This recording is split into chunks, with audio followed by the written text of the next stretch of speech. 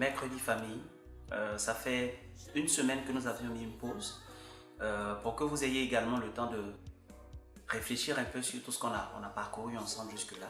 Et aujourd'hui, nous entamons une nouvelle série. Une nouvelle série qui, même moi, m'enchante particulièrement. Le thème de cette série, c'est le caractère. Le caractère.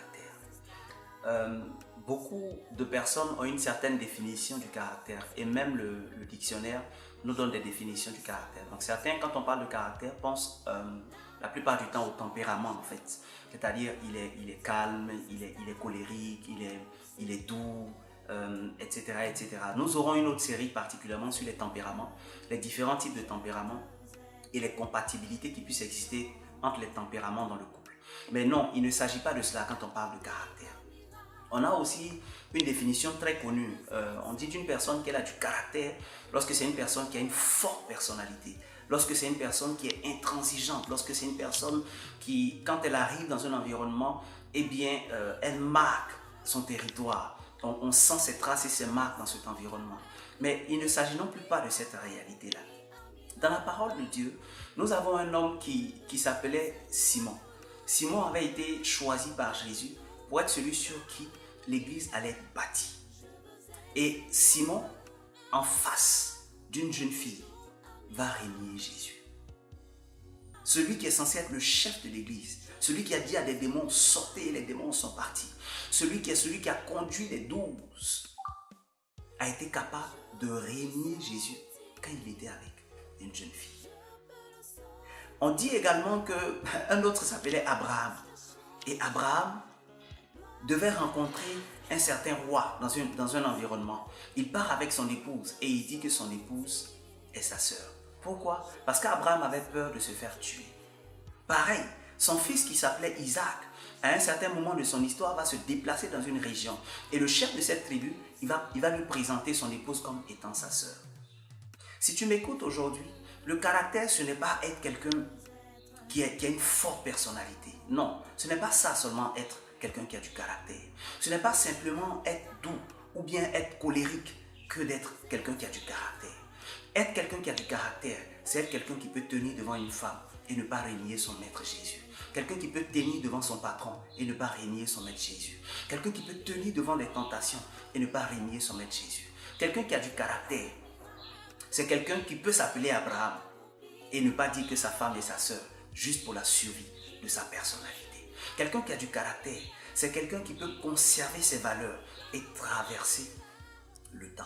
Alors pourquoi c'est si important d'avoir du caractère dans un couple? Parce que quand on n'a pas de caractère, on peut s'appeler Pierre et régner son maître en face d'une jeune fille sans arme. Pourquoi c'est si important d'avoir un caractère? Parce que quand on n'a pas de caractère, on peut s'appeler Abraham, le père de la foi, le père d'une multitude, et présenter son épouse comme sa sœur, juste en face d'un petit roi. Quand on n'a pas de caractère, on peut s'appeler Isaac, être le descendant de la promesse, être celui qui doit permettre à la promesse de se réaliser de façon parfaite et pleine, mais présenter son épouse comme sa sœur auprès d'un petit chef de tribu. Le caractère, c'est ce qui nous fait nous présenter dignes devant tout le monde. Le caractère, c'est ce qui nous permet de nous présenter dans un environnement plein de tentations, avec la capacité de résister aux tentations et de ne même pas avoir honte de dire « je ne mange pas de votre pain ». Le caractère est ce qui permet à Daniel et à ses amis auprès du roi, à la table du roi, de dire « nous ne mangerons pas de cette nourriture qui va nous souiller. Nous voulons manger de quelque chose qui ne va pas porter atteinte à notre communion avec le Saint-Esprit, à notre destinée de fils de roi, à notre personnalité de quelqu'un qui est sur la terre, pour faire régner les principes de Dieu et non pas se conformer aux principes des hommes. » La Bible dit « ne vous conformez pas au siècle présent, mais soyez transformés par le renouvellement de votre intelligence. » La capacité à ne pas se conformer au siècle présent, aux pratiques présentes, aux passions de la jeunesse, c'est justement ce que je définis comme avoir du caractère. Quelqu'un qui a du caractère, c'est quelqu'un qui peut maîtriser ses émotions.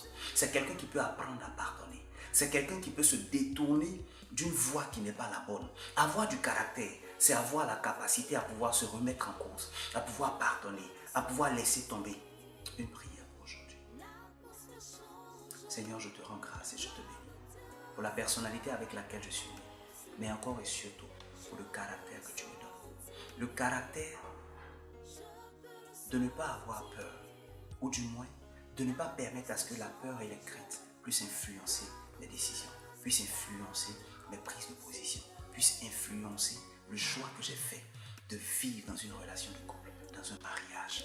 Donne-moi ce caractère-là, de sorte que même dans un environnement où tout le monde trompe son conjoint, où tout le monde va dans la fornication, que le caractère que tu me donnes me permette de résister, de rester égal à moi-même et fidèle à ta parole. C'est au nom de Jésus que j'ai prié. Amen. Que Dieu vous bénisse et à mercredi prochain. Bye.